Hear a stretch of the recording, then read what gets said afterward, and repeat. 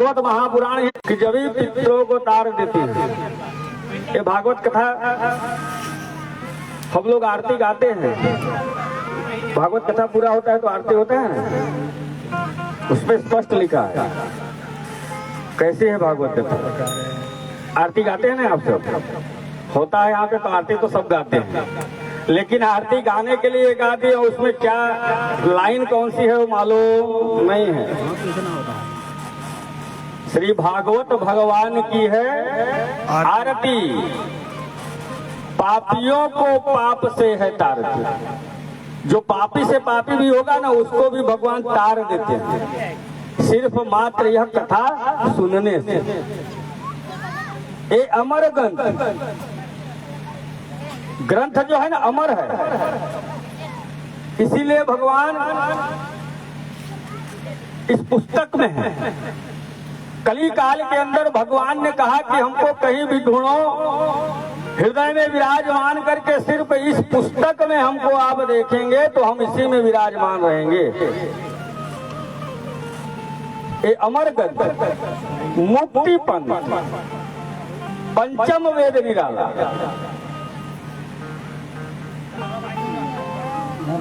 भगवान की कथा बहुत विशेष है, यह सबको ऐसे ही सरलता से प्राप्त नहीं होता, लेकिन हम आप मनुष्य जो हैं बहुत ही प्रेम से, बहुत ही सरल से कथा सुनने को मिलता है, उसमें भी कथा का सहभागी कोई बन नहीं सकता। जब भगवान ठाकुर जी की विशेष कृपा होती है वही व्यक्ति इस कथा का सहभागी बन पाता है।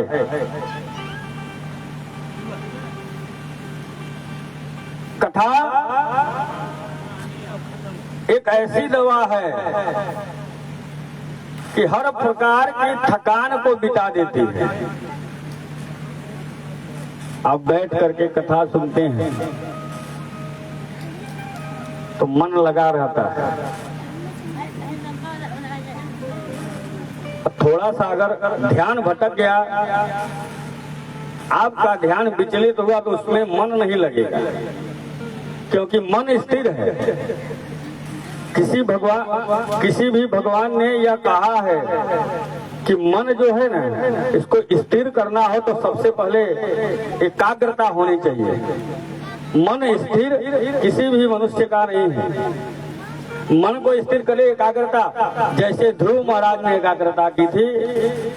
ध्रुव महाराज को जब कुछ नहीं दिखा तो कल की कथा में हम आप सबने सुना कि वह जंगल में जाकर के एकाग्रता किए और भगवान का स्मरण करके भगवान को प्राप्त किया। तो एकाग्रता होनी चाहिए, अपने घर में ही एकाग्रता बनाए। एकाग्रता होकर के भगवान का स्मरण करें। श्री सुखदेव जी महाराज कहते हैं कि हे परीक्षित, श्रद्धा से किया हुआ कर्म कभी खाली नहीं जाता। कोई भी प्राणी,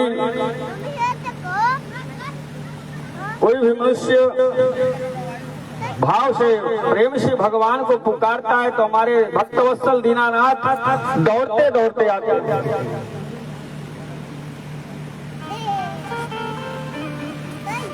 कथा का जैसे ही धीरे धीरे आगे बढ़ते हैं, उसमें उतनी ही मिठास रसपान मिलती जाती है।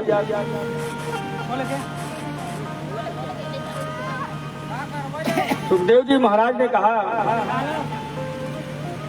कि मनुष्य के 3 मित्र हैं। कितने मित्र हैं? 3। कौन कौन से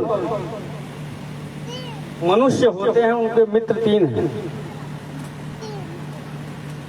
पहला तो धन, पहला धन, दूसरा परिवार और तीसरा कर्म। भटकता है तब तक धन आपके काम आने वाले हैं, परिवार आपके काम आने वाले हैं, और जिस दिन मृत्यु हो जाएगी यह दोनों काम आने वाले हैं नहीं।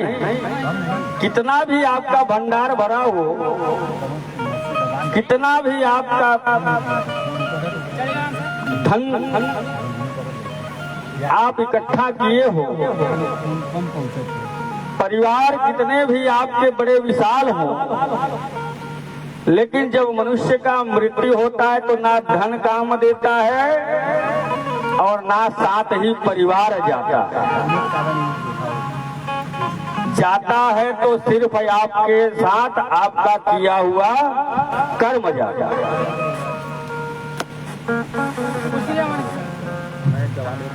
तो सबसे अच्छे मित्र मनुष्य का कर्म ही है।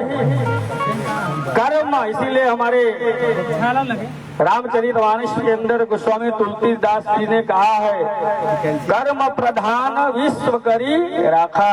कर्म प्रधान, कर्म करेंगे तभी फल की प्राप्ति होगी, नहीं तो फल की प्राप्ति होने वाली भी नहीं है। ऐसे अनेक प्रकार के बात सुखदेव जी महाराज परीक्षित जी को सुनाते हैं और इधर सुत जी महाराज शौनकादिक ऋषि को सुनाते हैं। शौनकादिक महाराज नारद जी से कहते हैं कि आगे की कथा बढ़ते बढ़ते बस दे गजेंद्र हाथी की कथा आती है। गजेंद्र मोक्ष की कथा है।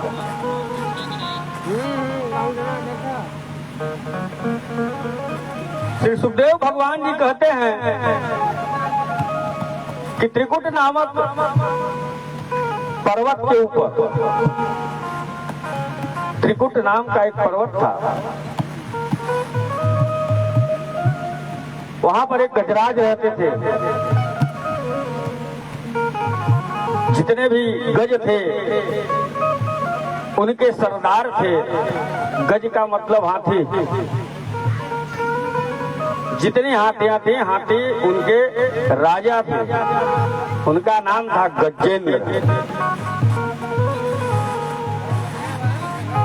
उस पर्वत पर यह गजेंद्र हाथी अपने परिवार के साथ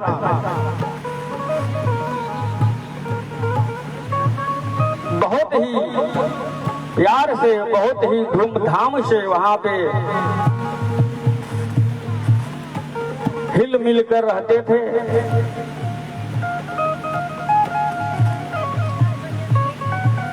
जो भी धन कमा करके आए परिवार में वह लगा देते। कहा गया है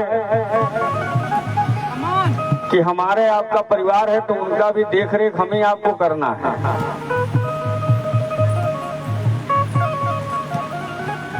जरूरी यही है, परिवार है तो उनकी रक्षा भी अपने को ही करना है। उसके साथ साथ भगवान का भजन भी करना चाहिए, सत्संग करना चाहिए। सत्य का संग जहाँ हो वही सत्संग है। सत्कर्म और सत्संग में अंतर है। सत्संग का मतलब तो यही है कि सच्चे लोग जहाँ हो वहाँ बैठ करके कुछ भगवान की चर्चा हो, सत्य है वो, उसको सत्संग कहते हैं। जहाँ भगवान की चर्चा होती है, जहाँ तेरा मेरा होता हो वह सत्संग नहीं होता। सत्य कर्म इसे कहते हैं। जहाँ सत्य कर्म होता हो वह सत्कर्म है। गजेंद्र हाथी सच्चे से, दिल से परिवार का सेवा करते हैं। और एक दिन यही परिवार की सेवा करते करते जंगल की ओर निकल गए। जंगल की ओर गए आगे बढ़ते गए बढ़ते गए बढ़ते गए, बहुत दूर निकल गए। उनके साथ साथ उनके बच्चे भी गए, उनके परिवार भी गए, और वहां पर एक बड़ा सा सरोवर दिखाई दिया। बच्चों के साथ गजेंद्र हाथी खेलते कूदते विचार करने लगे, इतनी बड़ी सरोवर है, अब इसमें थोड़ा स्नान कर लेना चाहिए। और ऐसे अगर हाथी चलती हो, हाथी जाते हो, तो उसको कहीं भी पानी दिखाई दिया तो वहां ठहर जाएंगे और अपने सूंड से जल को लेकर के जलाशय सभी बाल बच्चाओं के ऊपर, अपने परिवार के ऊपर छांटते। गजेंद्र हाथी उस सरोवर में स्नान करने लगे। उनके परिवार वाले, उनके बच्चे सब बाहर थे। कुछ बच्चों के साथ गजेंद्र हाथी मस्ती करने लगे, वहां पे कीड़ा करने लगे, खेलने लगे उस सरोवर के अंदर। जैसे तैसे करके उनको बाहर निकाल दिए।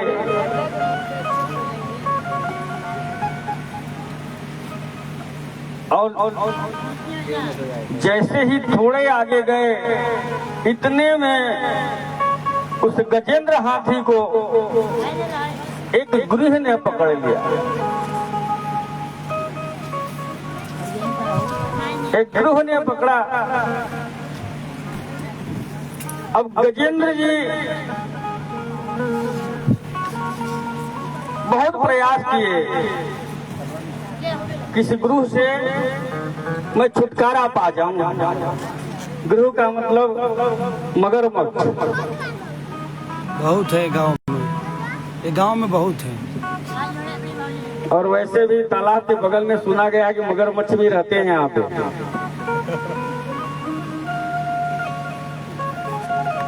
गजेंद्र हाथी को मगरमच्छ ने पकड़ा, बहुत प्रयास किए,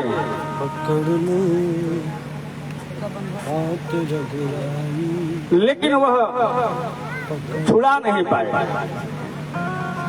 धीरे धीरे धीरे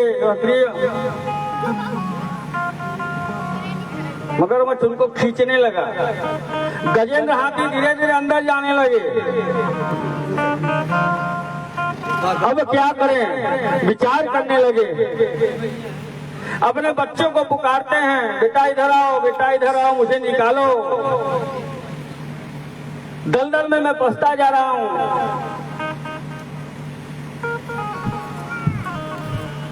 उनके बच्चे उनको बचाने नहीं गए। विचार करने लगे कि हम जाएंगे तो हम ही स्वयं मर जाएंगे। अपने परिवार वालों को बुलाए। गजेंद्र हाथी रोने लगा। कितने दिनों तक हम अपने बाल बच्चा की सेवा करते रहे,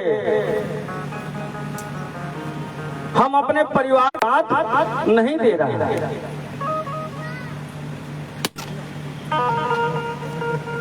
समझ में आ गया। गजेंद्र हाथी ने कहा कि आज मुझे यह समझ में आया कि इस संसार में कोई अपना नहीं है, और अगर अपना कोई है भी तो वह श्री हरि नारायण है, इसके सिवा दूसरा कोई नहीं है। इसीलिए कहा ना कि सबसे अच्छा मित्र कोई है तो वह है कर्म। कर्म ही आपके साथ जाता है।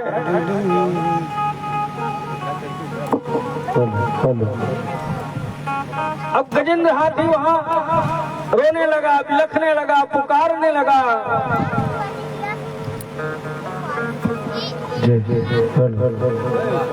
आवाज से कोई आया नहीं, एकमात्र सहारा कौन?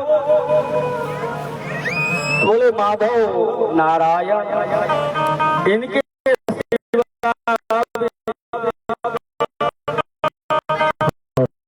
गजेंद्र हाथी फंसता गया।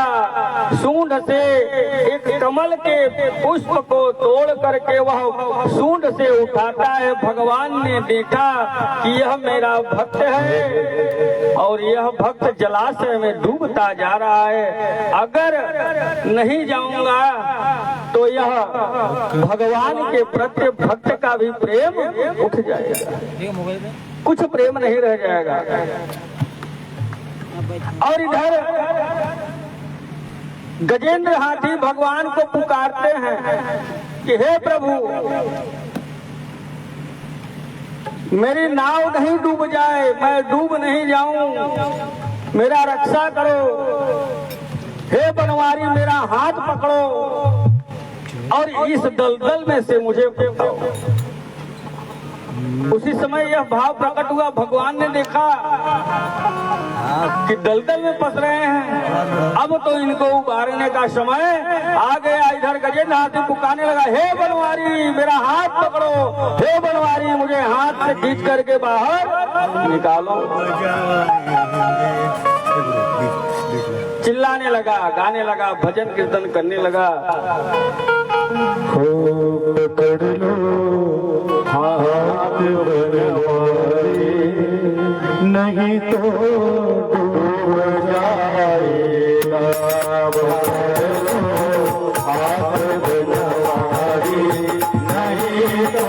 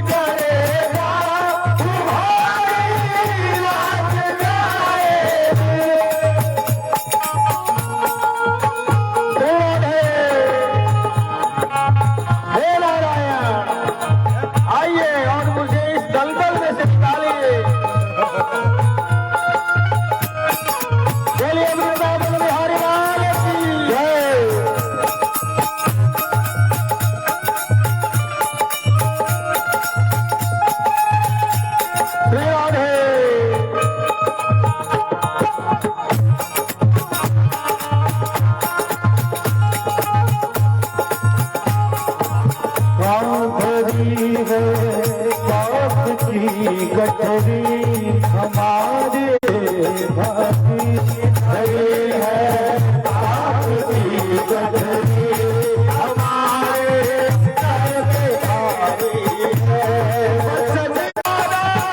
कुछ न बिगड़ेगा हमारा, कुछ न बिगड़ेगा, लग जाएगी हमारा।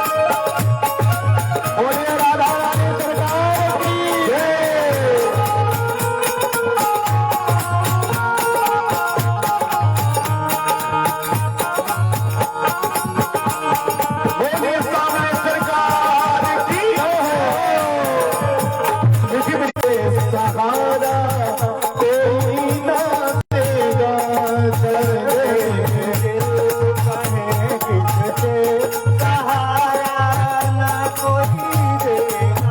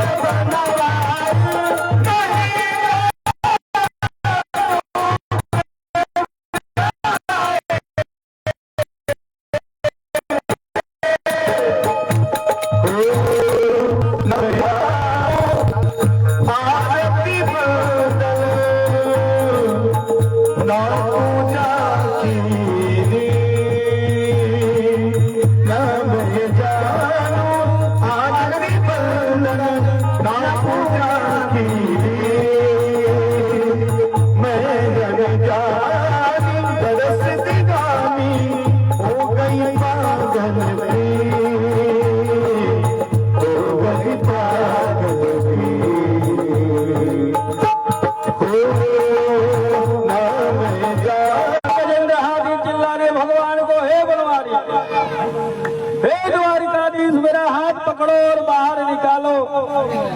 नहीं, और जैसे ही